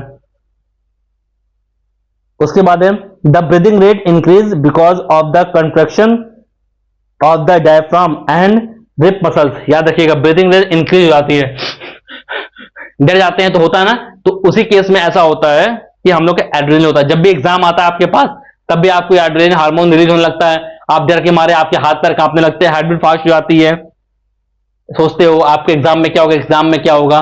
ठीक है, अब हम लोग पढ़ते हैं थायराइड ग्लैंड। ठीक है, थायराइड ग्लैंड याद रखिएगा, थायराइड ग्लैंड में कहते हैं जो मेटाबॉलिज्म है ना, वो मेटाबॉलिज्म क्या होता है, कार्बोहाइड्रेट एंड फैट्स होते हैं। ठीक है, मेटाबॉलिज्म क्या होता है, कार्बोहाइड्रेट एंड फैट्स होते हैं। वैसे मेटाबॉलिज्म आपके टू टाइप का होता है, एनाबॉलिज्म और कैटाबॉलिज्म। ठीक है, तो यहां पे क्या है, कार्बोहाइड्रेट एंड फैट। और जब भी थायराइड से ये होते हैं ना, मेटाबॉलिज्म बहुत ज्यादा लो होगा तो उसे हम लोग क्या कहेंगे, हाइपोथायरॉयडिज्म। ठीक है, क्या बोलेंगे, हाइपोथायरॉयडिज्म। उस केस में हम लोग बोलते हैं कि हाइपोथायरॉयडिज्म हो गया है, इसका मतलब ये बंदा मोटा हो गया। अब बोले ना उसे क्या हो गया है, हाइपो हो गया है, थायराइड की जो ना हाइपो हो गया है, यानी कि उसके मेटाबॉलिज्म जो हो रहा है वो लो हो गया। और मेटाबॉलिज्म जब हाई हो जाता है तो उसे हम लोग हाइपर कहते हैं। क्या बोलते हैं, हाइपर। उस केस में बंदा जो है वो बहुत ज्यादा पतला हो जाता है। देखा है ना आपने, हम लोग बहुत सारा, हम अपने स्कूल में ऐसे, अपने क्लास में ऐसे बच्चे बहुत ज्यादा मिल जाते हैं जो बहुत ज्यादा मोटे होते हैं, और जब वो टेस्ट कराते हैं तो उन्हें क्या निकलता है, उन्हें थायराइड निकलता है। ठीक है, तो थायराइड याद रखिएगा, थैलमस जो हमारा ग्लैंड है ना, वहीं पे थायराइड होता है, थायराइड ग्लैंड। उसके बाद देखिए ग्वाइटर, क्या है, ग्वाइटर है, iodine is essential for working of thyroid gland. ठीक है, तो जो थायराइड होता है ना, भाई थायराइड ग्लैंड क्या होता है, फूल जाता है, उसे हम लोग ग्वाइटर कहते हैं। और ये क्यों होता है, जब भी कोई प्रॉपर सही तरीके से आयोडीन नमक नहीं खाता है, आयोडीन नहीं खाता है, तो उसको ये प्रॉब्लम हो जाती है, ग्वाइटर। और इसीलिए जो है ना, हमारी भारत सरकार वो हर नमक में क्या मिला रही है, आयोडीन मिला रही है, क्योंकि नमक जो है वो हम लोग डेली खाते हैं, इसी वजह से वो आयोडीन जो है वो नमक में मिलाती है। ओके, उसके बाद है आपका पिट्यूटरी ग्लैंड। पिट्यूटरी ग्लैंड को हम लोग क्या बोलते हैं, ग्रोथ हार्मोन, और it maintain growth. Pituitary gland जो होता है ना, वो क्या करता है, उसे हम लोग ग्रोथ हार्मोन कहते हैं, और वो ग्रोथ को मेंटेन करता है। तो अब ये देखिए, जीएच मतलब ग्रोथ हार्मोन। ठीक है, तो ग्रोथ हार्मोन जब ज्यादा रिलीज होता है ना तो जायंटिज्म हो जाता है। ठीक है, बोलते हैं ना ये बंदा जायंट जैसा है, एकदम बिल्कुल आदिमानव बाहुबली टाइप का है, तो वो बोलते हैं जाइंट बॉडी। उसके बाद अगर ग्रोथ हार्मोन बहुत कम मात्रा में लेस हो रहा है तो उसे हम लोग क्या कहेंगे, डॉर्फिज्म हो रहा है। एग्जांपल देखिए, ये देखिए, ये क्यूट से कपल है ना, तो ये डॉर्फिज्म है, ठीक है। इनमें जो ग्रोथ हार्मोन है, ठीक है, इनमें जो ग्रोथ सॉरी इनमें जो ग्रोथ हार्मोन है ना, वो क्या हो रहा है, वो बहुत ही कम मात्रा में रिलीज हो रहा है। इसी वजह से इनकी जो बॉडी है वो डॉर्फिज्म का शिकार है। ये देखिए, यहां पे वर्ल्ड लार्जेस्ट मैन है और वर्ल्ड स्मॉलेस्ट वोमेन है, वो अपने इंडिया की है। आप देखिए, ये भाई साहब के इन भाई साहब के शूज के बराबर वो लड़की है, ठीक है, बहुत छोटी लड़की है। ये आपका डॉर्फिज्म का एग्जाम्पल है और वो आपका जाइंटिज्म का एग्जाम्पल है। ओके, अब हम लोग पढ़ते हैं एक बहुत ही कॉमन सा डिजीज है, डायबिटीज मेलिटस, ठीक है। डायबिटीज मेलिटस को हम लोग क्या कहते हैं, लाइफ स्टाइल डिजीज के नाम से भी जानते हैं। किसके नाम जानते हैं, लाइफ स्टाइल डिजीज के नाम से भी जानते हैं। इसमें क्या होता है, हमारे पैंक्रियास दो हार्मोन रिलीज करती है, एक ग्लूकेगॉन एक इंसुलिन, ठीक है। क्या रिलीज करती है, एक ग्लूकेगॉन एक आपका इंसुलिन रिलीज करती है। ओके, अब ग्लूकेगॉन का काम क्या है, when there is lack of blood sugar, ठीक है, उस केस में क्या होता है, sugar in our body it is increase the blood sugar. जब हमारी बॉडी में ब्लड शुगर की कमी होती है, ठीक है, याद रखिए, जब हमारी बॉडी में ब्लड शुगर की कमी होती है तो उस केस में हमारा जो पैंक्रियाज है ना, वो क्या करता है, ग्लूकेगॉन हार्मोन को रिलीज करता है और वो ब्लड शुगर को मेंटेन कर देता है, ठीक है, इक्वल कर देता है, बराबर कर देता है। और इंसुलिन का क्या काम है कि when the amount of blood sugar is the body increases, ठीक है, insulin reduce the blood sugar level, ठीक है। जब हमारी बॉडी में ब्लड शुगर की मात्रा ज्यादा हो जाती है तो उस केस में क्या होता है, उस केस में हमारी बॉडी एक इंसुलिन नाम के हार्मोन को रिलीज करती है और वो फिर आपका ब्लड शुगर जो लेवल है वो बिल्कुल बराबर हो जाता है। यहां पे देखिए, ये आपका जो किट आपका दिया हुआ है ना, वो ग्लूकेगॉन किट है। कौन सी किट है, ग्लूकेगॉन किट है आपका। और उसी के बाद जस्ट आपका ये इंसुलिन इंजेक्शन है, ठीक है। यही आपका इंसुलिन इंजेक्शन है, ये एमएल के हिसाब से लिया जाता है, जिसकी जितनी ज्यादा, ठीक है, ब्लड शुगर ज्यादा होती है उस केस में उतना इंसुलिन लेता है। यहां पे देखिए पॉइंट लिखा 1 2 3 4 5 6 7 8 9, ठीक है। तो ऐसे पॉइंट होते हैं 1 2 3 4 5 6 तक, ठीक। उतना, जैसे मान लीजिए 1 है तो 1 ml, 2 है तो 2 ml, ऐसे लेके क्या करेगा, अपने पेट में क्या करेगा, इंजेक्शन करता है। ये देखिए, ये बहन जी अपने पेट में इंसुलिन लगा रही हैं, क्यों, क्योंकि इनका क्या हो गया कि ब्लड में जो आपका ब्लड शुगर है ना, इनका बढ़ा हुआ है, इसी वजह से ये क्या कर रही हैं, इंसुलिन लगा रही हैं। देख लिया आप लोगों ने। अब हार्मोन के फंक्शन पढ़ते हैं और उसके डिसऑर्डर पढ़ते हैं। Adrenaline produce by the adrenal gland, ठीक है, जो हमारे माइंड में, दिमाग में एड्रेनल ग्लैंड होता है ना, उससे एड्रेनलिन नाम का हार्मोन रिलीज होता है। फंक्शन क्या है, adrenaline prepares the body for the fight and flight mechanism. याद रखिएगा, मान लीजिए, ठीक है, मान लीजिए आपके सामने शेर आ गया, ठीक है, इमेजिन करिए आपके सामने शेर आ गया, तो आपके पास कितने ऑप्शन हैं, केवल 2 ऑप्शन हैं, या तो वहां से भाग जाइए या तो उस शेर से लड़ाई करिए, ठीक है, फाइट करिए, या फिर फ्लाइट मतलब भाग जाइए, ठीक है। तो 2 केस हो गया, उस केस में आपका एड्रेनलिन हार्मोन ही रिलीज होता है। ओके, उससे डिसऑर्डर क्या होता है, एंजाइटी अटैक आपको आ सकता है, ठीक है, एंजाइटी अटैक आ सकता है। उसके बाद क्या है, thyroxine secreted by thyroid gland, ठीक है, थायराइड ग्लैंड से जो हार्मोन आपका सीक्रेट होता है ना, उसे हम लोग क्या बोलते हैं, थायरॉक्सिन बोलते हैं। ये काम क्या करेगा, regulate carbohydrate protein and fat metabolism, ठीक है। उसके बाद it increase the basal metabolic rate यानी बीएमआर। उसके बाद it regulates body growth such as ossification of bones and mental development, ठीक है। और डिसऑर्डर क्या होता है आपका, गॉइटर हो सकता है, गॉइटर के बाद, हाँ, गॉइटर ही हो सकता है आपका। उसके बाद क्या है, नेक्स्ट हार्मोन है growth hormone secreted by pituitary gland. आपके पिट्यूटरी ग्लैंड से एक ग्रोथ हार्मोन सीक्रेट होता है, ठीक है। It essential for the normal growth, ये क्या करता है, आपको नॉर्मल ग्रोथ में हेल्प करता है। इससे आपको डिसऑर्डर क्या होता है, या तो डॉर्फिज्म हो जाएगा या तो जाइंटिज्म हो जाएगा।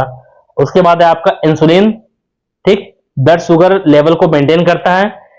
इससे कौन सा आपको डिजीज होता है? डायबिटीज मेलिटस हो जाता है। अब देखिए हम लोग का एनिमल का पार्ट खत्म हो गया है, कोऑर्डिनेशन वाला। अब हम लोग प्लांट के बारे में पढ़ेंगे, तो आपका क्या हो जाएगा? Coordination in plant. अब हम लोग पढ़ते हैं प्लांट में कैसा होता है कोऑर्डिनेशन, ठीक है। सिक्रेट्स डिफरेंट केमिकल्स, प्लांट जो होते हैं बहुत सारा डिफरेंट केमिकल को सिक्रेट करते हैं। अब बात करते हैं मूवमेंट इन प्लांट में, तो याद रखिएगा या तो ग्रोथ डिपेंडेंट होगा या तो ग्रोथ इंडिपेंडेंट होगा, ठीक है। मूवमेंट इन प्लांट की बात करें, या तो ग्रोथ डिपेंडेंट होगा या तो ग्रोथ इंडिपेंडेंट होगा। ग्रोथ डिपेंडेंट होगा उसे हम लोग कहेंगे ट्रॉपिक मूवमेंट, ठीक है। ग्रोथ इंडिपेंडेंट होगा तो उसे हम लोग कहेंगे नेस्टिक मूवमेंट, ठीक है। तो दो तरीके का मूवमेंट होता है, एक ट्रॉपिक मूवमेंट होता है, एक नेस्टिक मूवमेंट होता है, ओके।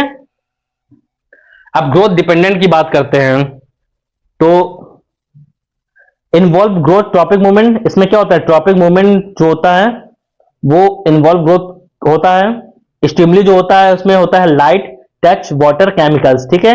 इसमें यानी ग्रोथ डिपेंडेंट में भी जो स्टिमुली होता है ना, वो लाइट हो सकता है, आपका टच हो सकता है, वाटर हो सकता है और केमिकल हो सकता है। उसके बाद क्या है? ग्रोथ इंडिपेंडेंट में भी याद रखिएगा does not involve growth nesting. इसमें क्या होता है? डज नॉट इन्वॉल्व ग्रोथ जो होता है नेस्टिंग मूवमेंट होता है।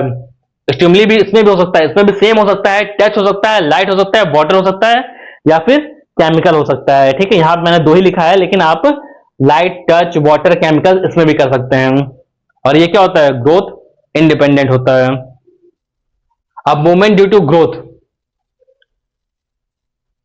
It tropic movement, it directional movement, can be positive and negative. यानी कि क्या कर सकते हैं प्लांट भी?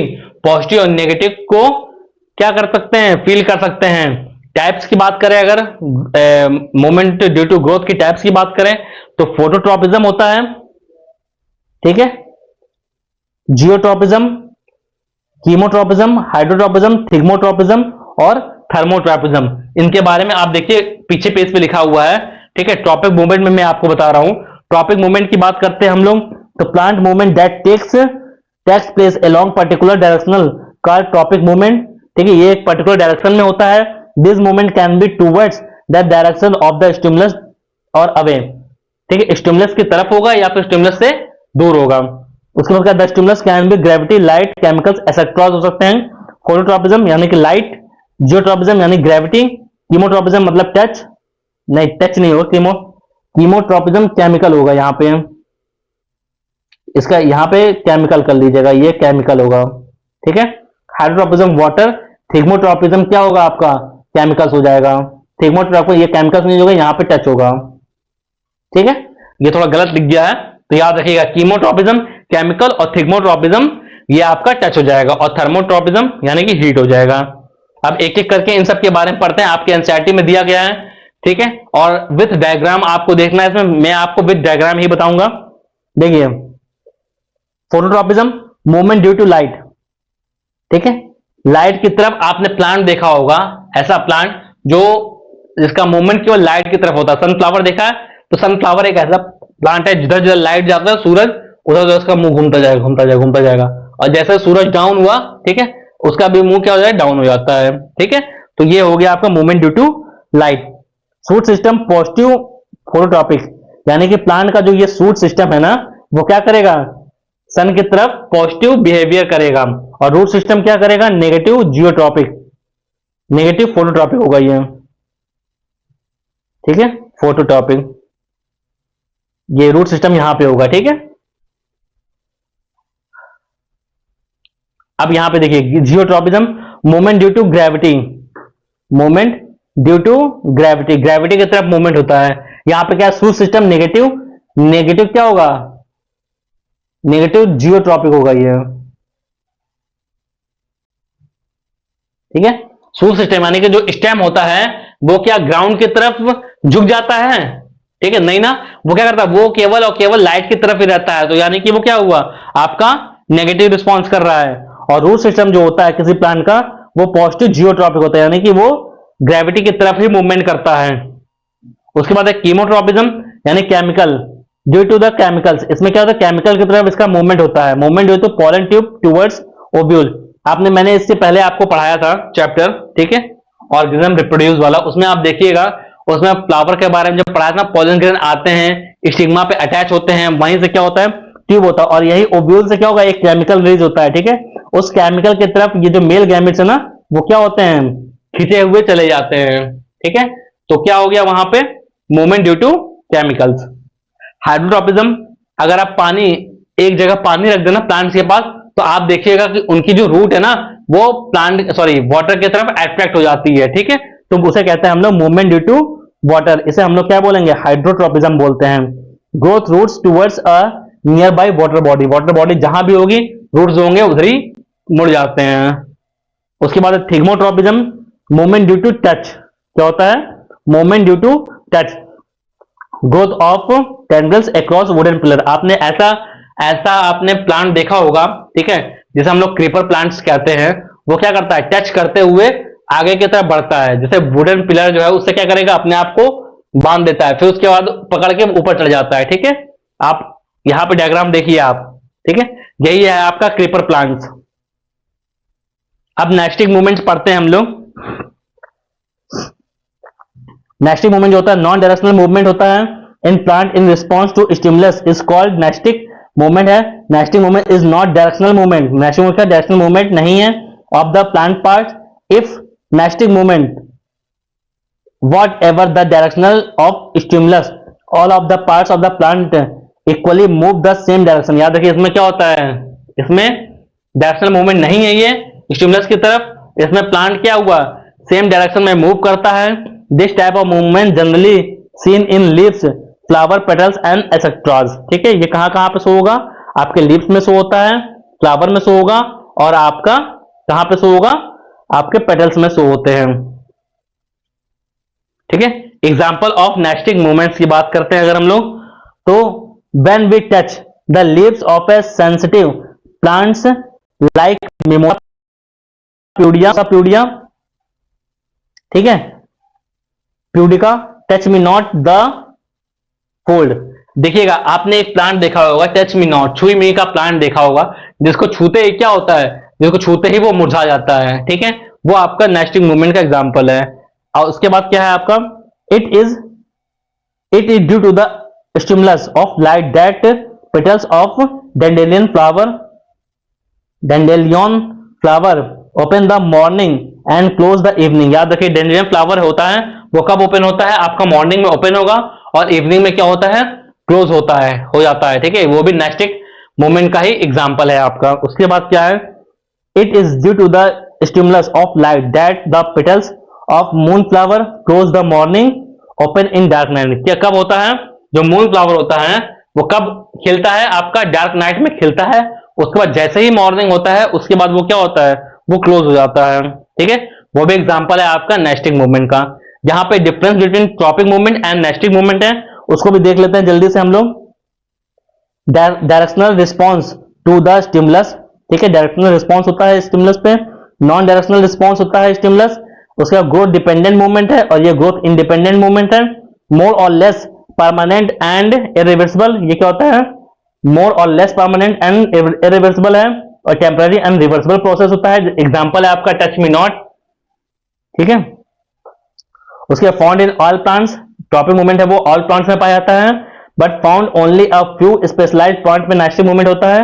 और ट्रॉपिक मूवमेंट जो है वो स्लो एक्शन है, और नेस्टिक मूवमेंट जो है वो इमीडिएट एक्शन परफॉर्म करता है। उसके बाद अब पढ़ते हैं हम लोग प्लांट हार्मोन्स पे। आई होप आपको ये पढ़ाया वो वीडियो आपको पसंद आ रहा है। ये फास्ट चल रहे हैं, हम लोग बहुत तेज चल रहे हैं, ठीक है, ताकि आप लोगों को कम टाइम में रिवीजन करा सकें। जब भी आप लोगों को हम लोग फुल डिटेल में पढ़ाएंगे ना, तो याद रखिएगा एक टॉपिक ही कम से कम 20 से 25 मिनट लग जाते हैं उसको पढ़ाने में, और यहाँ पे मुझे 1.5 से 2 घंटे में पूरा चैप्टर खत्म करना है। तो आप सोचिए हम लोग कितना फास्ट पढ़ा रहे हैं, ठीक है। रिवीजन का टाइम है, तो आई होप आपके स्कूल में, ठीक है, आपके कोचिंग सेंटर में, ठीक है, आपको ये चैप्टर पढ़ाया गया होगा। अगर नहीं पढ़ाया गया होगा तो आप उनसे बोलिए।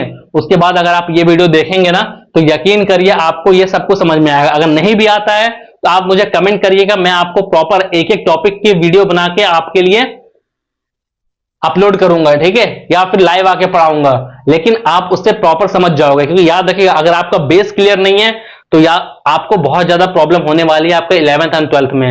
अगर आप बायोलॉजी लेते हो केमिस्ट्री लेते हो या फिर फिजिक्स लेते हो। तो इसलिए आपको टीचर अगर नहीं पढ़ा रहा तो आप उनसे बोलो कि सर आप पढ़ाओ, ठीक है। आप जब तक बोलोगे नहीं तो आप उसे पैसा दे रहे हो यार, पैसे दे रहे हो, ठीक है। अपने पढ़ने की शिक्षा के लिए आप पैसे दे रहे हो, तो अब शिक्षा लो तो सही। आप लोग लेते ही नहीं हो। लेना चाहिए आपको शिक्षा, आपको उनसे बोलना चाहिए कि एक्सक्यूज मी सर प्लीज पढ़ाइए, पढ़ाइए, हमारा एग्जाम आ रहा है। ऑनलाइन क्लास तो हम ले लेंगे, ऑनलाइन क्लास तो आप पढ़ा लेंगे, लेकिन पैसे तो आप ले रहे हो ना। और यहां पे हम लोग बोलते हैं आपसे कि प्लीज एक सब्सक्राइब कर दीजिए जिससे हम लोग का भला हो, आप लोग वो भी नहीं करते हो। कोचिंग में आप हजारों रुपए दे दोगे, ठीक है, वो मंजूर है, और पढ़ाई भी नहीं हो। हम लोग यहाँ पे पढ़ते हैं, पढ़ा रहे हैं, देखिए पसीना पसीना हो रहा है, गर्मी हो रहा है बहुत ज्यादा, तो और आप लोग से बोलते हैं कि एक सब्सक्राइब कर दो, आप वो भी नहीं करते हो। तो प्लीज सब्सक्राइब करिए, उससे हम लोग मोटिवेट होते हैं, ठीक है, और आपको और अच्छा और बेहतर पढ़ाएंगे हम आपको। ओके, चलिए अपना लास्ट टॉपिक पढ़ लेते हैं हम लोग, हार्मोन्स के बारे में। देखिए हार्मोन्स जो होते हैं, प्लांट हार्मोन्स दो टाइप के होते हैं, एक प्लांट ग्रोथ रेगुलेटर्स होता है, एक प्लांट ग्रोथ इनहिबिटर्स होता है। यानी कि एक प्लांट के ग्रोथ को बढ़ाएगा, एक प्लांट के ग्रोथ को क्या करेगा, डिक्रीज करता है, ठीक है। एक इंक्रीज करेगा और एक डिक्रीज करेगा। तो इंक्रीज करने वाले में कौन है, ऑक्सिन है, जिबरेलिन्स है और साइटोकाइनिन्स है, ठीक है। याद रखिएगा, तीन जो प्लांट हार्मोन है ना, वो क्या करते हैं, प्लांट की ग्रोथ को बढ़ाते हैं। एक ऑक्सिन, एक आपका जिबरेलिन्स और एक साइटोकाइनिन्स, ठीक है। उसके बाद क्या है, ग्रोथ इनहिबिटर भी है, एब्सिसिक एसिड और इथाइलिन, ठीक है, दो हो गए, एब्सिसिक एसिड और इथाइलिन। आइए एक एक करके इनके बारे में जान लेते हैं। सबसे पहला ऑक्सिन के बारे में जानते हैं। प्रमोट ग्रोथ ऑफ प्लांट्स, ठीक है, ये क्या करेगा, प्लांट के ग्रोथ को प्रमोट करेगा। और they are secreted by the cells present in the tip of stem and roots. याद है कहां कहां प्रेजेंट होता है, स्टेम के टिप पे या फिर रूट के टिप पे ये हार्मोन प्रेजेंट होता है, उसका नाम क्या है, ऑक्सिन है। उसके बाद क्या है, synthesis synthetic auxin are use of horticulture. ये नहीं है, पॉइंट को पढ़ना जरूरी नहीं है, ठीक है, हॉर्टिकल्चर में हम लोग यूज करते हैं। उसके बाद है जिब्रेलिन्स। तो जिब्रेलिन्स जो होता है वो promote cell differentiation in the presence of auxins, ठीक है, सेल डिफरेंशिएशन का काम करता है, लेकिन बट ऑक्सिन अगर प्रेजेंट रहेगा तो ही। दे ब्रेक सीड डोरमेसी, ठीक है, जर्मिनेट ऑफ सीड, ठीक है। उसके बाद स्टिमुलेट इलोंगेशन ऑफ शूट, ठीक। ये तीन पॉइंट है जो जिब्रेलिन्स आपका करता है। उसके बाद है cytokinins, promote cell division in plant, ठीक है, प्लांट में सेल डिवीजन को प्रमोट करेगा। Delay opening of the leaves, ठीक है, ओपनिंग ऑफ लीव्स को डिले करता है। और promote opening of stomata, stomata को ओपन होने में प्रमोट करेगा। और फ्रूट के ग्रोथ में प्रमोट करता है और act as a growth inhibitor. लेकिन ये किसकी तरह एक्ट करता है, होता तो ग्रोथ क्या होता है, रेगुलेटर, बट किसकी तरह एक्ट करता है, ग्रोथ इनहिबिटर की तरह एक्ट करता है। और दूसरा क्या है, एबीए, जिसे हम लोग एब्सिसिक एसिड के नाम से भी जानते हैं, इसका शॉर्ट फॉर्म है ABA. It promote dormancy in seed and birds, seed और बर्ड्स की डोरमेंसी में हेल्प करेगा, प्रमोट करता है। और प्रमोट्स क्लोजिंग ऑफ स्टोमेटा के क्लोज करने में प्रमोट करता है। Promotes wilting and falling of leaves, ठीक है, पत्तों को क्या करेगा, झड़ने में और गिरने में क्या करेगा, हेल्प करता है। उसके बाद क्या है, detachment of flower fruits from the plant due to the abscisic acid, ठीक है, पेड़ से जब भी फ्लावर और फ्रूट गिरते हैं ना, तो वो इसी की वजह से गिरते हैं, एब्सिसिक एसिड की वजह से गिर जाते हैं, ठीक है।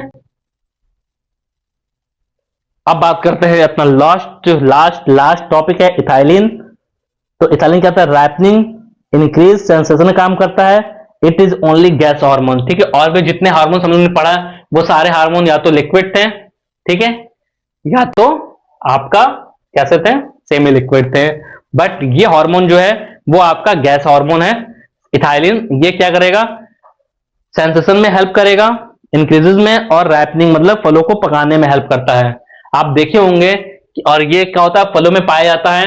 आप फल को तोड़ के अगर रख दें आप, तो भी आप देखेंगे कुछ दिनों बाद फल पक जाते हैं। क्यों, क्योंकि उनके अंदर इथाइलिन गैस होता है, ठीक है। पेड़ पे जो फल पकते हैं, क्यों, क्योंकि उनके अंदर इथाइलिन गैस होता है, ठीक है। कटहल है, कटहल को आप अगर तोड़ के रख देंगे और वो कटहल क्या होता है, 4-5 दिन बाद, 1 हफ्ते बाद पक जाता है, तो उसके अंदर इथाइलिन गैस होता है। तो सभी फलों में फलों को पकाने के लिए जिम्मेदार जो होता है ना, वो इथाइलिन गैस होता है। आपका ये जो टॉपिक है, आपका ये चैप्टर है आपका, वो आपका फिनिश हो चुका है।